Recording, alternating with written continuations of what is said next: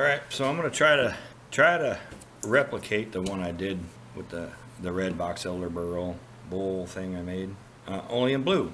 I was suggested, hey, why don't you try to do that in blue? Okay, why not? And as soon as I get this to lock down on here, if it's going to lock down on here, there we go. Oh yeah, that's going to take a little straightening. Alright, so I've been doing some practicing with the bowl gouges, and I'm going to try to attempt to do this one with mostly all traditional tools, the bowl gouges. You all need to back up some because you can't see right there. But I need to get those sharp in because I've done quite a bit with them. Let me throw a quick edge on them and try to flatten this out. And obviously I need to true that up. That's going to wobble a bit. Does it wobble at 500? And get out the way. Oh, that's not bad. It don't like 600. So we get that big booger off the one side there, which is, there was a big cavity in here, so the resin's going to throw it off balance until I get that wobble out of it right there. That'll probably help out a lot. But I'll be right back. Okay, so from the start, I'm a little afraid to dig into that resin on the first cut with this bowl gouge. I mean, I guess I could try it. Why not? What's it gonna hurt, right? I'll just grab it and throw it and all that good stuff.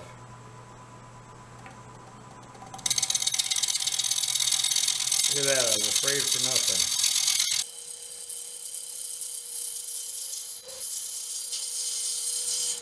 I was a little worried about that being chippy. It is chippy.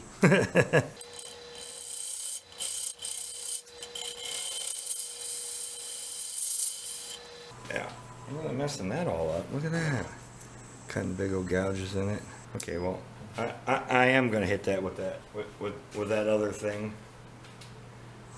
until I can get some of this wobble out of it.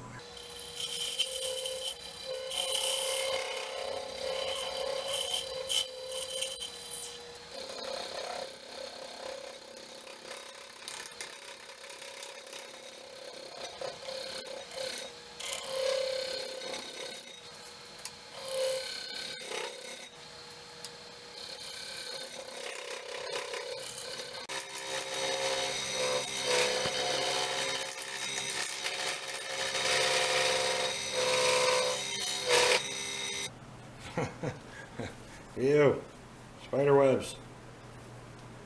Alright, well, it's not so wobbly now, and I'm running at 1200, but it still is heavy here, obviously. I'm going to try to shape this out here and then work on the bottom, I guess. I don't know.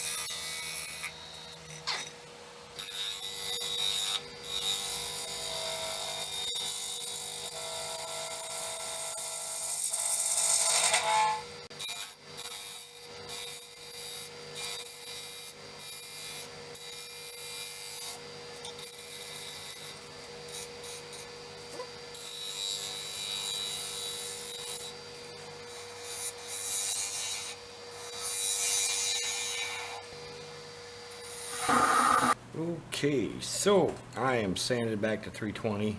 I'm having a bit of issue with tear out in this one.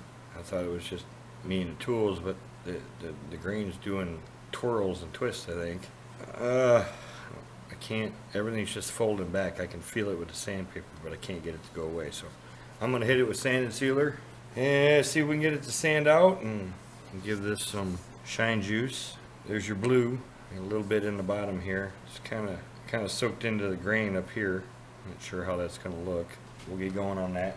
I'm using myelin cellulose sanding sealer.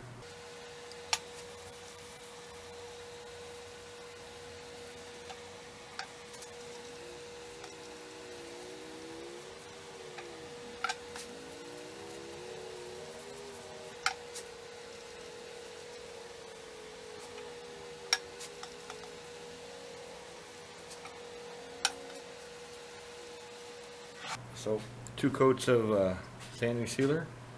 We're now going to the Yorkshire grit.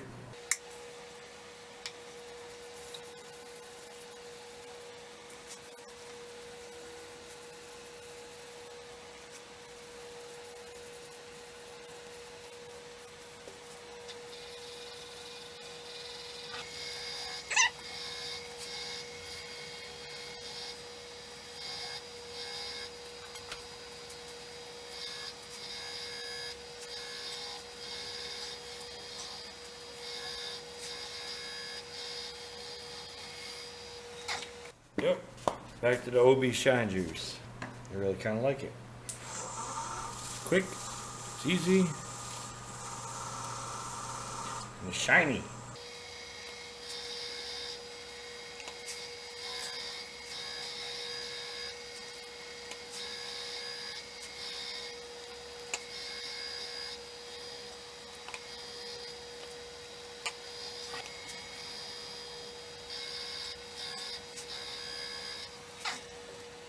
Well, looks pretty good. Alright, well, if I didn't mess this up by not measuring it, I'll have it back on the other side, flipped around, and as soon as I do a couple more coats of this stuff when I come back. Okay, well, I got a hold of it. I might be right almost at the limit here. I got a hold of it, it's in there.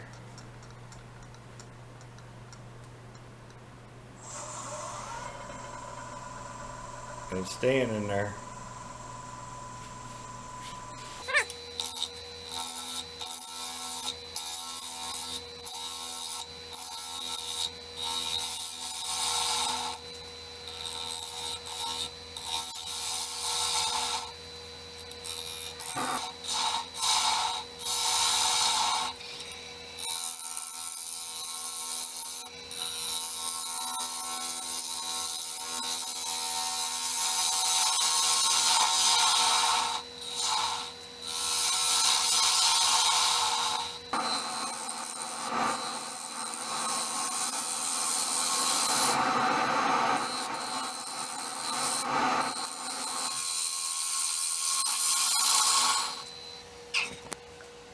That's not good. Supposed to fill all those in.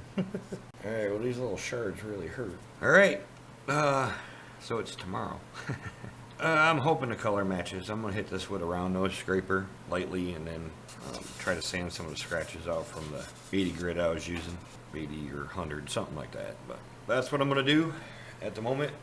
I'm going to get it sanded up, which I probably won't force you to watch because it's boring. It's boring for me too.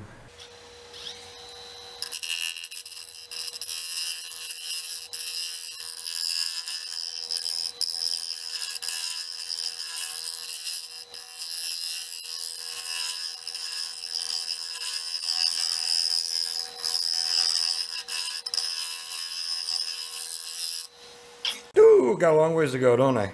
I ain't even touching nothing. Seems it moved all night.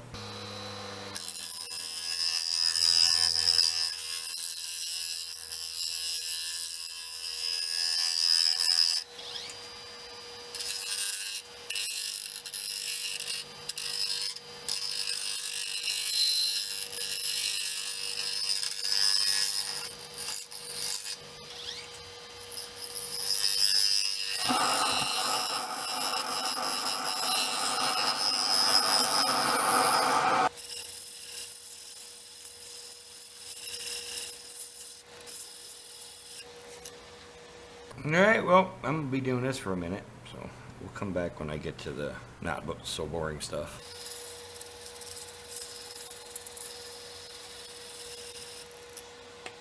Yeehaw! Alright, so I'm done with up to 320 anyway, so we'll get some sealer on this. This is giving me a hard time in here. It doesn't want to sand like the rest of it. We'll see if the Yorkshire grid will take care of it once I get there. Alrighty, so cellulose sanding sealer from Mylands. The first coat always soaks in, and then we'll sand it and put another one on.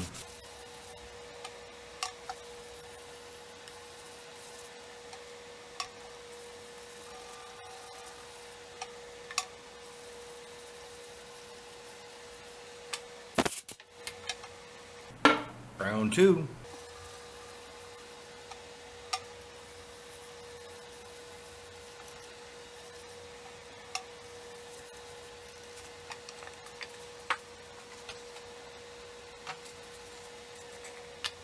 Y'all know how the Yorkshire grit works, right? Apply it, start off at a low speed, gradually work your way up, and then buff it off.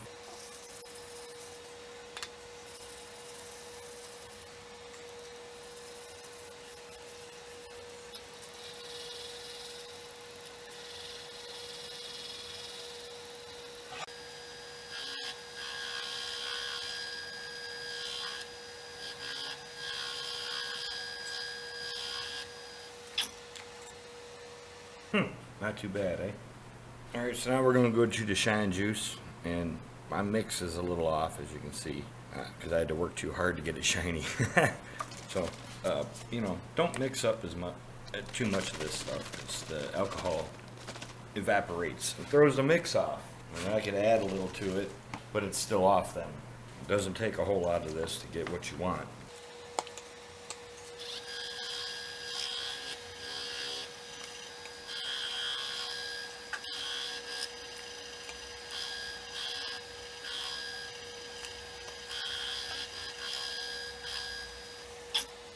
Okay, well, I'm going to put some more on. I also found that you kind of got to work it to the middle. It always leaves a dull spot.